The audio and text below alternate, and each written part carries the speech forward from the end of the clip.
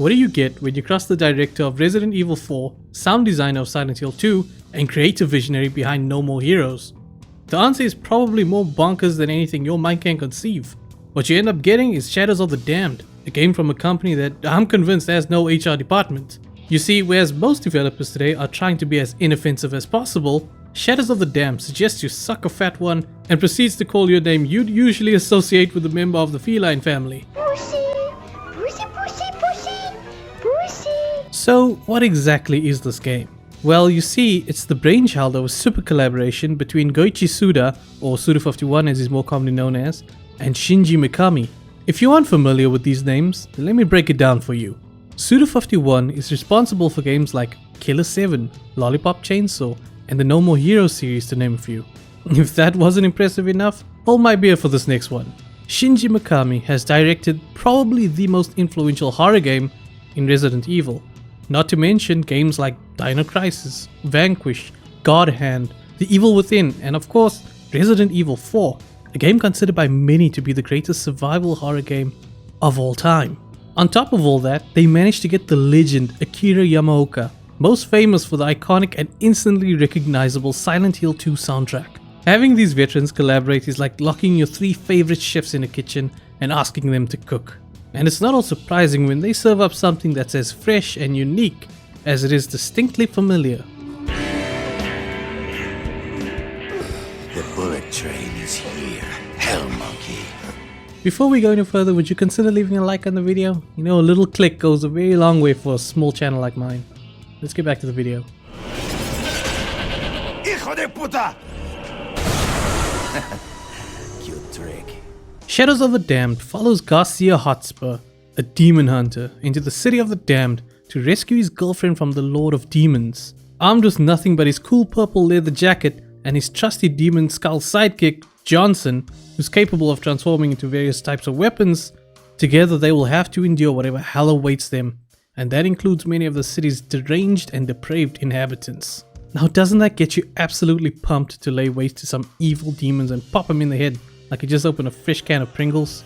The setup is a simple yet effective catalyst to sympathizing with our protagonist and his unrelenting tenacity. But that sympathy is quickly washed away the second anyone in this game opens their mouth. Because goddamn, as much as I love this game, the dialogue feels like it is written by a 14-year-old boy in the midst of adolescence.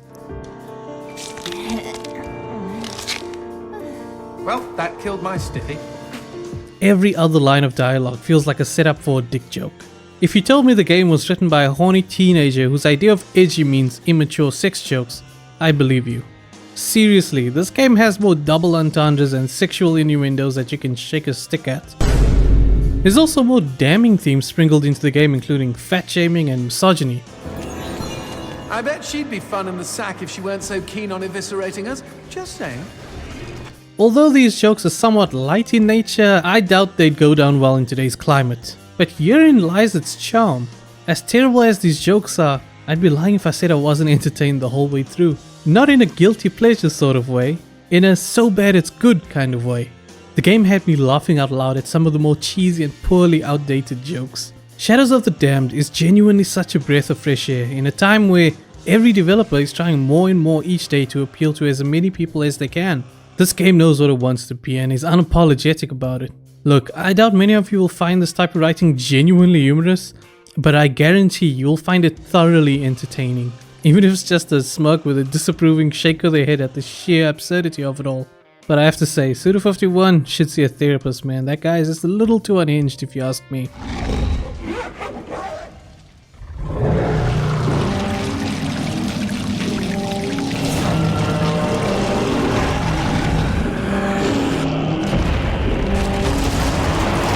Alright, let's get into the nitty-gritty of this game. How does the game actually play? And does it hold up almost 13 years later? Let me put it to you this way. The gameplay has Shinji Mikami's fingerprints all over it. Just look at some of his later work to get a sense of what you might expect to find. After taking control of the character and nailing that first satisfying headshot, complete with slow-mo and everything, it reminded me how incredibly fun the gameplay is. I've said this many times, but when it comes to shooters, laser sight trumps crosshair anytime. This game might look like a survival horror on the surface, much like Shinji's other projects, but it plays like one of those House of the Dead games you find in arcades. Not that it's on rails or anything, but it delivers those same microdoses of dopamine every time you get a headshot. However, it's not all targeted dismemberment and stomping skulls. There's also a bit of strategy required to take down the more capable enemies. Some are shielded in a veil of impenetrable darkness, requiring a light shot to render them susceptible to regular damage. Others don a protective armor as if they just stepped out of a cave like Tony Stark, and you'll need to use a charge shot to strip it away so you can get to their soft fleshy bits.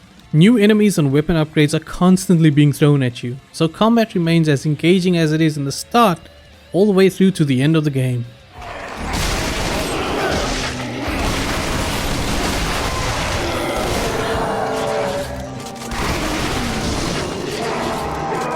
Now onto my biggest issue with Shadows of the Damned. This game is named Hella Remastered. Instead, it should have been called Kinda Updated. Even that name gives it too much credit. This game makes minimal effort to updating any of the existing features and mechanics. It plays exactly how I remember it from 10 years ago, PS2 textures and all. At best, this game is a port of the old version, bringing it to PC and newer consoles. I say bring it to PC, but I had to do a double take when this message popped up on screen. On the plus side, having it ported over to newer hardware is a win for game preservation. With older games being so hard and might I add expensive to obtain these days, it's nice to see a classic such as this be made accessible from modern online stores. But that doesn't excuse the piss poor attempt at updating the game and calling it a remaster. The biggest change they made is the ability to run at 4K, which is nice, but the textures are still... look at this.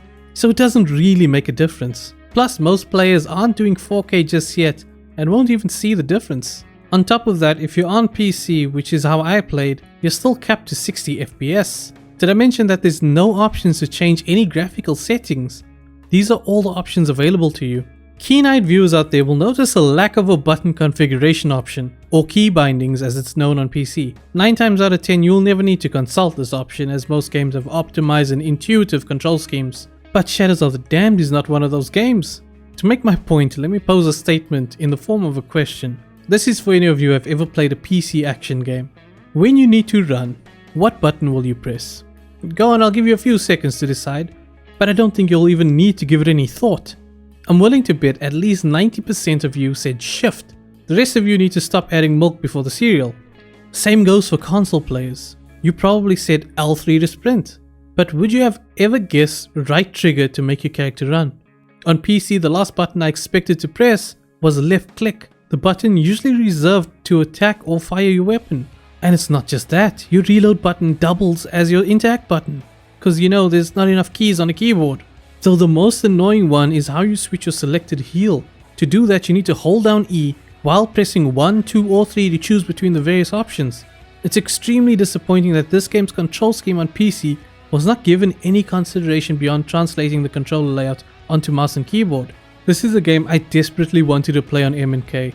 If you've ever played a game like Resident Evil 4 on PC, you know how satisfying an over-the-shoulder shooter can feel.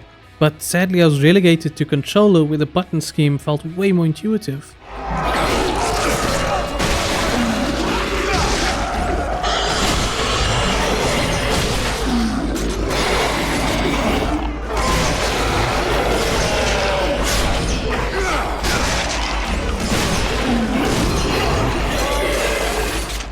Now, to me, this is the game that defined the Xbox 360 and PS3 era.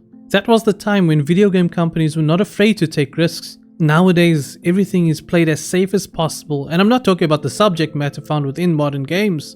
I'm talking about publishers relying heavily on recognizable IP and remakes to sell units. Any game that doesn't have an existing fan base is seen as a huge risk. And yes, the irony is not lost on me. I'm well aware that this video is based off a remaster, but the game itself is a perfect representation of the time. A time when big publishers were willing to greenlight completely new IP. It's funny to think now, but this was a game published by EA of all people. Yeah, a short, weird, niche, single-player action-adventure game under the name of EA. The last time that happened was the release of Immortals of Avium, when they pumped Ascendant Studios with cash thinking they had a bang on their hands. Unfortunately, that game bombed out real hard, which led to layoffs for the devs. On the other hand, look at the Dead Space remake, an absolute banger of a game, but once again failed to meet sales expectations and Dead Space 2 remake was basically cancelled. This is after the game released to extremely high praise from fans and critics. Now you tell me, do you think that same EA will ever greenlight a project like Shadows of the Damned ever again? This is a long way of saying that these weirder niche titles are slowly getting phased out. These days, if you want to find this kind of creativity, you can find it abundant in the indie space, and very rarely in AAA games. Shadows of the Damned sat perfectly in that double A space, the space between indie and AAA. And it's sad to admit, but these games are a dying breed.